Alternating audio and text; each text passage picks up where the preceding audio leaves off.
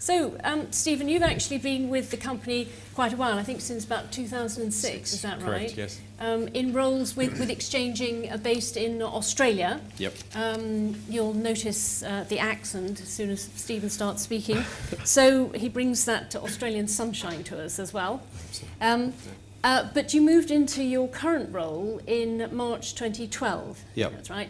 So that was a very important time for us. We were, as those of you who've been following us for a bit will know, we were really in the teeth of our sort of planning and really getting momentum behind our transformation process. So, Stephen, in the role you were you joined at that time, can you talk a little bit about what you found when you took on the role, and what were your impressions about the job that had to be done with respect to sales and marketing? Yeah, I think, well, like you said, I've been here since 2006, so, feigning surprise wasn't really an option. So I think, so if you look at the original business model for Xchanging, it was very much one of a constrained sales model. I mean, we've talked about this in the past, but principally it was going to market with a particular offering and a very, defined set of customers, with a very defined set of people taking it to market. And with that gone, what was left was really much, as you've said before, a delivery-led culture. There wasn't really a sales and marketing organisation as we would recognise it today, which is fine, but obviously it presents challenges as we try and grow the organisation. So as Ken said earlier on, the whole transformation journey from sort of old Xchanging to new, this is about moving from delivery-led to a sales-led culture. So no real sales and marketing organisation existed, frankly. So we had to get it in place as quickly as possible. So 2012 was all about just getting the foundations in place to position us so that we could start to build the organisation out and grow the revenue. So, so what you found was a sort of a fairly empty cupboard based on the sort of legacy business model that didn't call for sales and marketing. So it may sound astonishing to people that there wasn't anything there, but that really is the situation that you found in 2012. Yeah, I mean, if you sort of, we'll touch on it, I guess, going forward. But what we had to put in place will probably give you an indication of what didn't exist, right? So yeah, there's a lot missing. So, so you arrived in the role, found that the cupboard was bare. What was the sort of planning you had in mind? What needed to be put in place? What were the first steps? You can't build Rome in a day, but taking it step by step, what was the first thing to get in place? So I think, I guess what we put in place very, very quickly, I mean, you can sum up in 4 steps, but what I call hygiene, just getting hygiene practices into the organisation around sales on a standardised and global basis. The second one was around management alignment. Third one then is really understanding what are our products and our services, what we're taking to market. And the fourth one really is then how do we take those to our customers and how do we truly sort of unlock value. So that's sort of the high level pitch. Going back to 2012, when I sort of look at the first steps around hygiene, a single source of truth around sales, sales opportunities, tracking and managing the pipeline, that didn't exist. We had it within what we used to refer to as the sort of silo culture we had, but we didn't have a way of sort of managing it at a group level. So in the beginning of the second quarter last year, we implemented Salesforce.com, which for those who don't know or do know is fairly much an industry standardized approach to a piece of software that helps us to manage and track sales opportunities across the organization. So does everybody know what Salesforce.com is? I think everyone's heard it. Yep. No? We can get a question on it later if you want. Okay. Yeah, so Salesforce is a good example of something we rolled in really quickly. I think the second thing really is just, as I mentioned, it's about getting some of the hygiene. So it's not just about putting soap in front of someone, it's actually getting them into the habit of washing their hands with soap, right? So habits for me are a really big thing. And I have this fridge magnet at home which says, habits make the best of servants or the worst of masters, depending on what your habits are. And I think, so I'm really big on taking out the bad habits and replacing them with the good ones. So getting discipline around how we, account governance, pipeline management, qualification, you name it, sales performance, sales targets, all that sort of stuff really didn't exist, as I said. So just driving in those habits. Probably the other notable thing for 2012 was the creation of the Global Bid Factory, which we rolled out again Q2 last year. For those who don't know, the Global Bid Factory is based out of primarily Bangalore. It's about 50 people now. And what that is really a one-stop shop for providing sales support for the pursuit of opportunities across Xchanging. So again, recognizing that a sales and marketing organization didn't exist, what we tried to do was get the hygiene in place and then provide that sort of nascent organization with a lot of support. So the Global Bid Factory is a good example of that. It's heavily used. An anecdote that was relayed to me last year for what it actually meant for our businesses was actually in our procurement franchise. So I think it was about middle of last year, Steve, we had a situation where the procurement business actually came back to me and said, previously we could probably do 2 RFIs a week. Now we can do 8. So it's sort of a quantum leap in the ability to sort of churn and pursue opportunities. So Bid Factory was an important part to get in last year.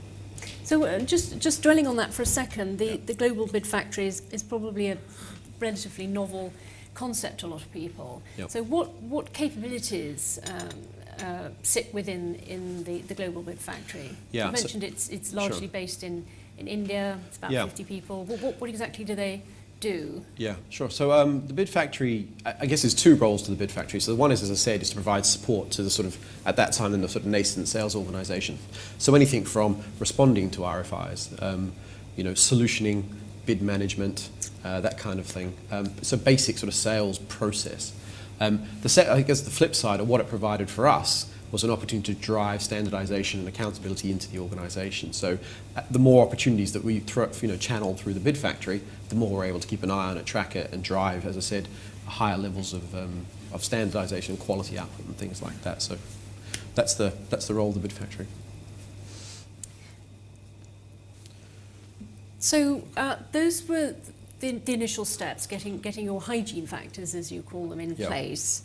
The next challenge is you can take the horse to water, but you can't make them drink. There's obviously a cultural dimension to getting people away from this I sit behind a desk and I process to one that thinks there's a customer there and the customer needs servicing and I might find another customer. How do you go about changing the culture to one that's so fundamentally different? So the cultural challenge is by far and away the number one challenge for us in the sales that we had in the sales and marketing organisation. Certainly, it starts at the top. So for me, it's about the management alignment. So I mean, one of the experiences I had, I'm sure the executive board won't mind me relaying this, but the first executive board meeting we went to, we wanted to talk about our top 10 sales opportunities. So we went around the room talking about them, and there were 21 top 10 sales opportunities. So it's like, Sherlock, there's a clue. Getting alignment around our businesses and actually driving towards an executive board that walks down the corridor and talks about the same 10 opportunities. That's actually quite fundamental. Because funny enough, as they do that, the next layer down talks about it and everyone starts to coalesce around that. So that's sort of where it starts. I think then, the streamlining of the executive board itself. So, it's a much more streamlined board now. What you have on it is the P&L holders, Group CEO, Group CFO, Head of Sales. Very streamlined, very focused around sales. And I think then driving that accountability into, you mentioned about account focus and things like that. That was one of the other deliberate actions we took at the beginning of last year, was to say, right, previously we had great businesses delivering into customers and delivering a particular service. But there were many customers who we delivered the same service to for 10 years, and we never sold them anything else. So really, we didn't really have anyone lying awake at night thinking, I need to actually figure out how to sell something to that customer. So we drove in an accountability and an account management model into the organisation last year. And that really is, again, drives that cultural change to say, actually, we want to understand what our customers want, not just deliver what we have, kind of thing. So. And does the organisation have enough capability to do that? If somebody previously was focused in one direction and then you're saying to them, but we want you now to think across a much broader list of offerings to a much wider group of people. I mean, how many customers are we talking about? Well, I mean, this is the thing, right? So, some questions. So, in the previous or original business model, we talked a lot about, Ken mentioned, enterprise partnerships in our 6 or whatever it was. Actually, we had 2,000 other customers. And they were the ones I was really interested in, because no one was talking to them. We were delivering a great service to them, we weren't talking to them, we weren't asking, we weren't having business conversations with our customers. So I think what this has done is driven that account management or accountability across our entire customer base, as opposed to 6 large contracts or whatever it was. So I think that's important. And obviously, as a result of that, you're quite right, we've had to invest quite heavily in account management skills, and that is a particular skill that we've had to invest in. We've hired throughout 2012, 2013 in that area. And what's being done to inculcate the techniques, the way of going about selling? Is that something that we found readily in the market, or are we teaching people the skills ourselves? Yeah, no, we've had to invest in that ourselves. So in terms of sales and that competency around that. So the concept of sort of like, a license to sell at Xchanging, or even, as I said, the concept of an Xchanging salesperson. What does that person look like? What do they talk about? What do they sell? We'll probably come on to that in a sec about products and services. But, definitely we've had to go out and acquire either skills of people from other organisations that have done it for years and years and years, or we've just, upskilled our existing people.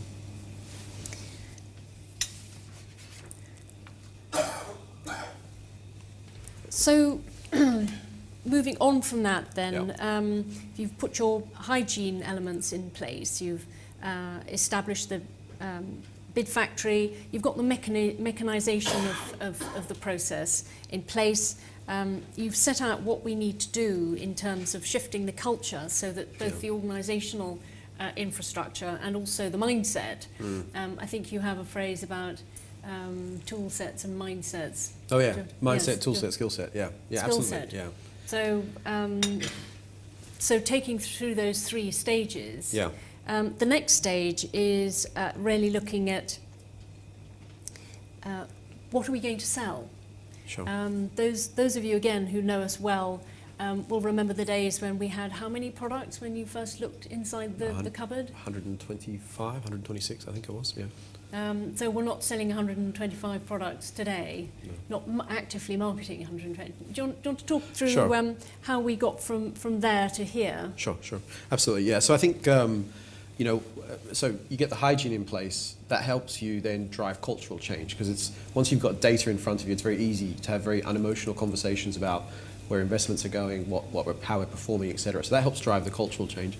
The management alignment then helps, drive even further into the organisation. So I guess that third step I was talking about, so hygiene, management alignment, service and product mix. So I think what we did this year actually was pull together for the first time our services and products from around our organisation. So I think there was a concerted effort a couple of years back where we took that 125 down to sort of 25 or 26 offerings. So that was achieved a couple of years back.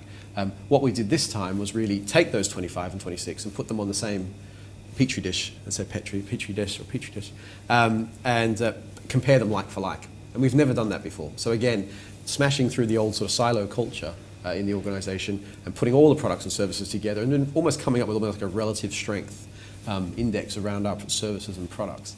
And what that enabled us to do then was to understand, so what are the products that's sort of almost like the top of the pyramid, or at the front of the wedge, the ones we use to kick the door down, the ones we know that are highly differentiated, we're very competitive in, we have a lot of domain expertise, and they're technology driven. So what are those products?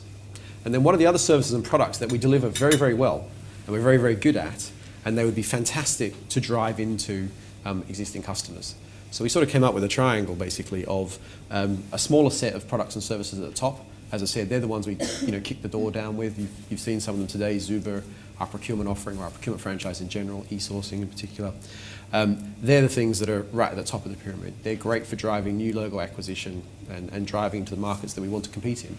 The second set of services and products behind that are the fantastic ones that we've been doing for many, many years that we can drive into those existing customers. And they also present an opportunity for us to do, as I said earlier on, that cross-sell, having that business conversation with our customers that we never had, and driving that in there as well. So for the first time, as I said, we've come out with a coordinated set of this is how we go to market. So same number, but just concentrated. And what that helps us do is drive investment around salespeople, marketing, and even investment in product development, acquisition, everything. So it's quite an important piece of work, I think, to have done that and driven it through as quickly as it has, which is good. And if you were to, let's just dwell for a moment on those kick the door down, that limited group of products, how would there be any characteristics that you would use to describe how, what creates that group of products? Well, I think, obviously they're all technology enabled. So all the ones at the top are actually, when you look at that set of services and products, they're all technology enabled. They all play to our domain strengths. They all are highly differentiated in one way or another, depending on which service or product you're talking about.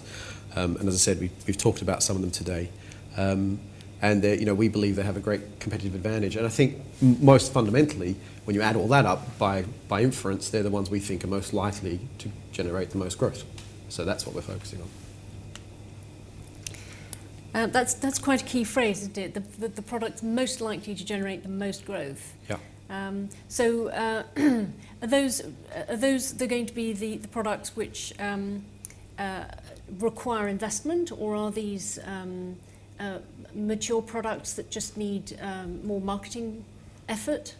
Yeah, well, I think it depends on which ones you're talking about. But I mean, you saw today Steve talking about MM4 and how it bolts into our general procurement offering. It's also a standalone as well, but how it fits into our stack of current services that the procurement market, our procurement franchise offers to the market. It has some unique characteristics in its own right. It's a license-based model, shorter sales cycle, enables us to drive new logo acquisition, provides a platform for us to drive our more traditional services into. So there's that kind of one, and then there's the more ones that sort of Jim referenced around NetSet and others as well, which are that capturing the community opportunities, which I think is a theme that Murali also touched on as well. I think they're the ones that we will continue to invest in to try and capture those new communities. So in what ways are we taking these ideas back to the way we at a senior management level, the way that we organise ourselves to sell? Yeah. So I think at a practical level, it makes the executive board, as I mentioned, that alignment around sales is important. So we've moved sales up to the top of the agenda. We've aligned as an executive board around that. That sort of communicates and sort of reverberates through the organisation. So I think what this has done now is really enabled the whole of Xchanging to get behind these opportunities. So I think as we drive forward, it won't be a conversation between what we used to refer to as a particular business over here pursuing this and another business over there pursuing that, and the complexity that comes into that and the challenge and the management focus and things like that. That's all now being driven together. So we are going to market as one Xchanging. Definitely. So just to wrap up,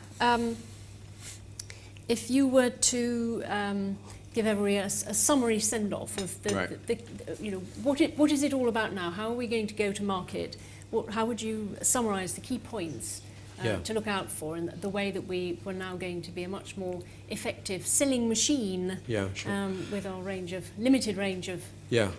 Well, I think the first thing to appreciate is that it is a journey, right? So it's part of the transformation journey. I think getting the hygiene in place was important, bringing about the management alignment, understanding those services and products mix. I mean, those fundamental questions. What are we selling, who are we selling to, and why would they buy it from us?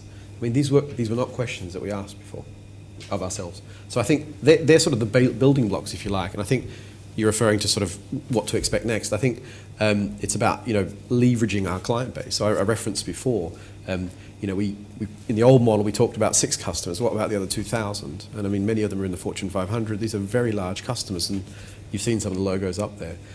So I think the next step is really unlocking the value from those client relationships. And I think, as I said, with a very much more established and defined and agreed go-to-market around those services and products, I think that's where it's going to happen. And I think Steve, the other Steve, mentioned this. It's the cross-sell and the upsell. Absolutely, yeah, absolutely. That top of the triangle is all about the sell. It's about as I said, crashing into the markets we want to, and then behind that are all the other services and products that we can cross-sell and drive into that. So really, look, as you said, what comes next is just execution. We've built the foundations, we've got the management alignment, we know what we're selling, we know who we're selling to, we know why they're buying it. Now it's just about executing. Terrific. Well, thank you very much, Steve. You've even managed to drink your coffee as well in between sound bites. So thank you very much. And if I could now invite David Baumfind, our Finance Director, to take the floor for the next section.